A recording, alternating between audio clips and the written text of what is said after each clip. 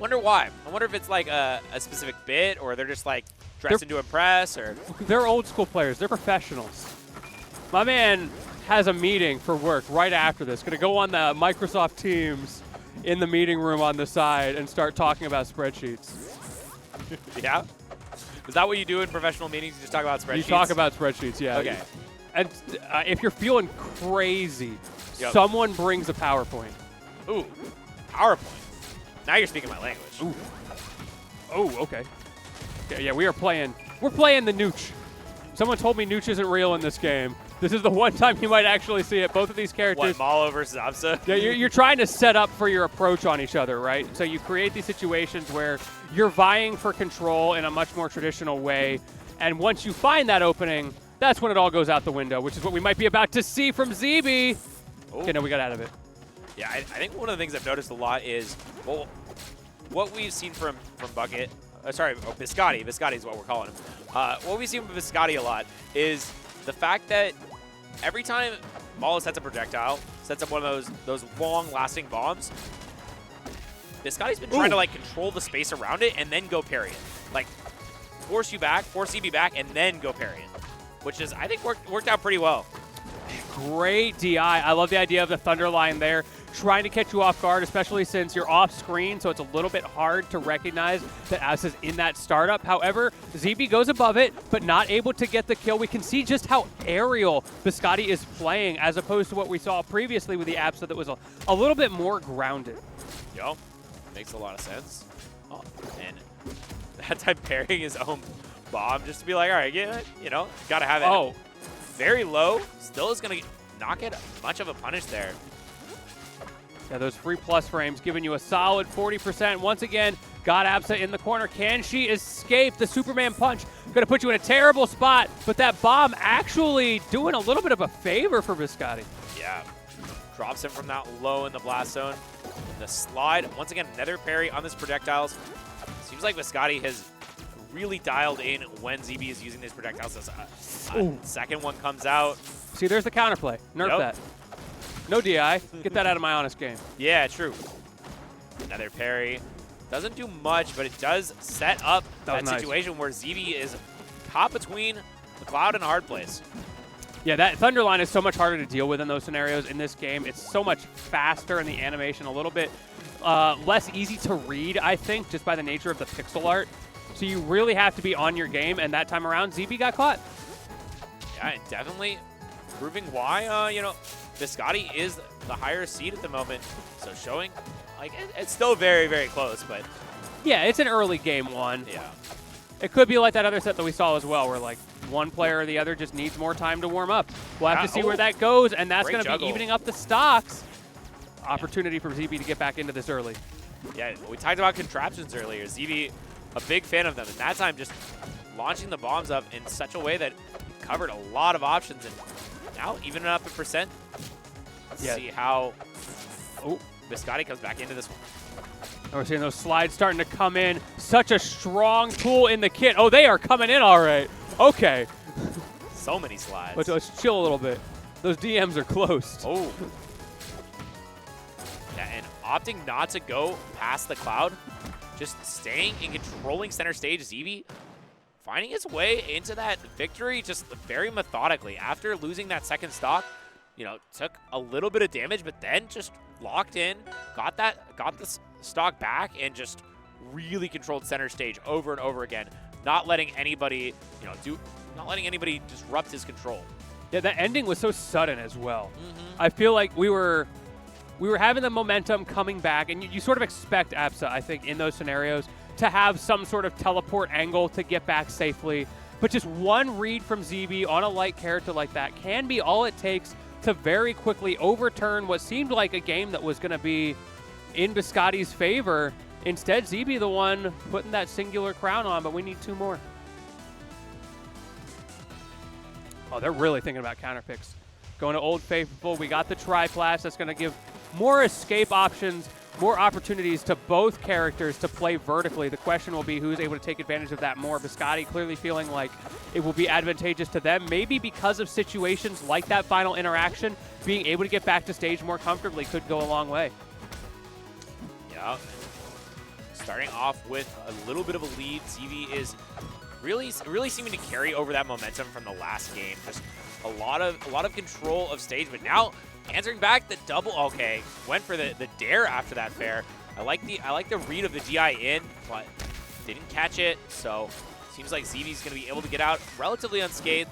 But I mean, this is a definitely light character which can die at pretty much any point if you hit the right conversion from Mollo.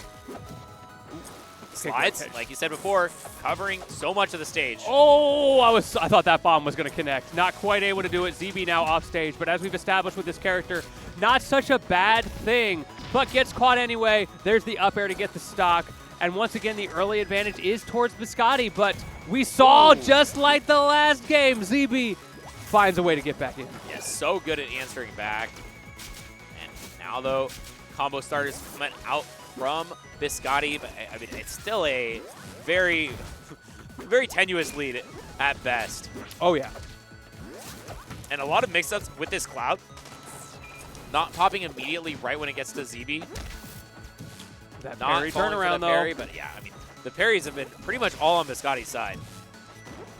It's definitely, I think, a little bit easier for Biscotti to get parries here because the bombs don't have the same kinds of timing mix-ups as the Cloud. ZeeBee could be scared to go for a parry because if you get it wrong the way Biscotti is playing with those approaching Clouds, then the parry gets punished rather hard.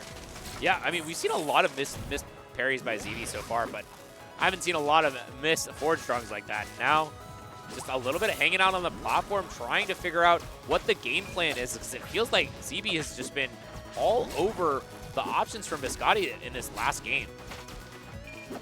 Ooh. Man, the pressure from Biscotti, just locking ZeeBee down on the corner there. Finally finds an opening. Great DI, though, going to stay alive. That move is a little bit slow, so you get the opportunities. But again, with the Thunder line, no kill. Superman Punch going to get ZeeBee back into this neutral. Is this the opportunity to convert? Yeah, it seems like there are plenty of chances here for Biscotti, but I mean, ZeeBee is just not let them capitalize any more than a single hit. Oh no, I mean, this could be it for Biscotti right now, is just once again getting picked up by this bomb and the trade with it. He's like, you know what? You're going with me. I'm up a whole stock, baby. Up a stock, you know the vibes. The vibes are explosions. Is that what we're calling vibes these days? The vibes get to be whatever you want to be. It's Rivals 1, baby. True. ZeeBee having a great time, clearly. Warming up that neck as well. You did games 1 and 2 without stretching your neck? Insane. Mistake. Okay, we're hovering endless abyss. I can understand Biscotti really thinking about the counter picks here. It felt like both games, ZeeBee just got downloads in critical moments and really forced a win con at some point with the bomb pressure. It was so hard for Biscotti to get out of disadvantage once ZeeBee got set up. It's very much like the Crag game, right, where you're pulling the rocks, but this time it's a lot faster of an option and you have so many different mix-ups on it, like that flare gun there, getting Biscotti to recover high because of the bomb. The flare gun comes out, converting into stock number 1. Yeah, and this is an interesting choice of stage here. It feels like the platforms are going to be a little bit worse for Mollo to set up these bombs and a little bit better to maintain center control if you can get it. But I feel like once ZeeBee gets center control, it's going to be really hard for you to utilize platforms. Normally is a good way to get past that. For now, though, it just, it turns around. All right, I see it. I see you. Great catch there from Biscotti. The overextension being made so aware. Forward air into down air that time around. You pointed it out earlier. Was ready for the DI. Gets the down air. But can you get back to stage? The answer is yes with an emphatic back air, but slides off the ledge, so that up speed does put you into helpless. Yeah, and this is a really good avoidance of that up tilt. We talked about how strong it is earlier, but speaking of strong, Jesus, that bomb. If you get the parry wrong, you're taking 20% and dying sometimes for it. And that is not a way you want to start off while being down 2-0. And Superman Punch almost gets that forward air. But that would have been it too. That would have been such a crazy way to end this set. ZeeBee in the driver's seat, clearly not pleased with the seating. Wants to get into this top 8 and looks pretty poised to do so. This is the qualifier. The parry giving Biscotti an opportunity, but no punish. Up and out. The up tilt into his own bomb. betrayal at the last moment. Great parry. Sets up the start of this stock well, but still have to make it. And parries it once again. Still have to make it past a lot of things here, as ZeeBee is certainly happy to trade percent with you. And the scariest part of all of this is if you look at the player cam, you can tell ZeeBee is having fun. Yep. Oh, ZeeBee is having fun. That's dangerous. It is. You cannot defeat this man when he is having fun. The power. Some people have the power of friendship. ZeeBee just got the power of fun. The joy in ZeeBee's heart radiates into the game. Instead of going Super Saiyan, he just starts smiling. It's what like One Piece, right? Yeah. He just starts laughing. Yep. That's when you know you're screwed. It's so over. That's that second gear, or what? I haven't watched One Piece. It's the gear system, right? Yeah. Instead of like Super Saiyan levels, it's like levels of gear. Gear 4.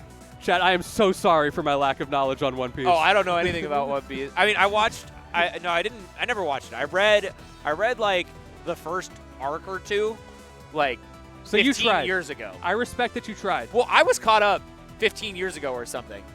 Well, they couldn't have done that much more since then. Yeah, when I first started reading manga, yeah, I was into it. Well, I mean, there's only been 2 things that I've heard of since then. Yep. Can we get any higher? And the One Piece is real. Okay. So the One Piece is real. So as long as you It's know been that, confirmed? and altitude is apparently difficult to achieve at this point. You can't go up. You can't go up.